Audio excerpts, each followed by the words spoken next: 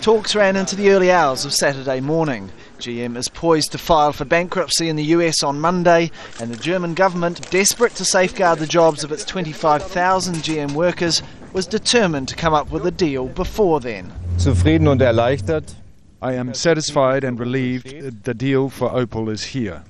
These were weeks and months of insecurity for many. Those negotiations in the last 2 nights were hard, but I think the efforts paid off.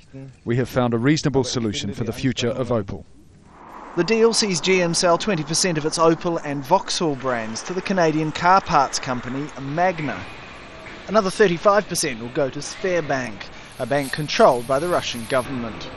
Its involvement believed to be on behalf of Russia's second largest car maker, Gaz. With the help of Magna, Gaz has just completed a massive new assembly line northeast of Moscow. Reports that at least some of Opel's production will move to Russia are being downplayed, at least for the moment. We will, and I want to stress that again, preserve all of Opel's German locations. And we are very keen to have talks with all the states where Opel has factories in the next few weeks. We are confident to be able to find solutions to preserve jobs, because every job that is lost is one too many.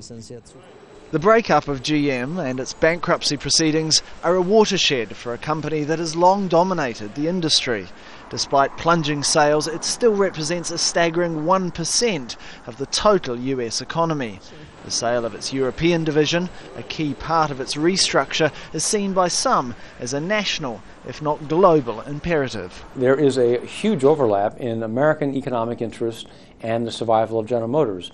It's not at all, as I hear it characterized, just let them fail. Let's go down the great history, the great toilet bowl of history, and it doesn't make any difference.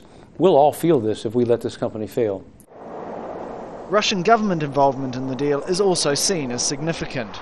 Russia's auto industry desperately needs foreign know-how. A partnership with a company like Magna allows it to modernize its plants, meeting a growing demand for cars in Russia itself, and eventually to export Russian-made cars to the world. But moving the location of car factories does little to solve what many regard as the main problem facing the global automotive industry. Too many cars and the wrong types of cars have been built for far too many years. Skeptics say scale is the answer, and only through mergers of the biggest players can the industry find a way out of its current crisis. Tarek, Bazely, Al Jazeera.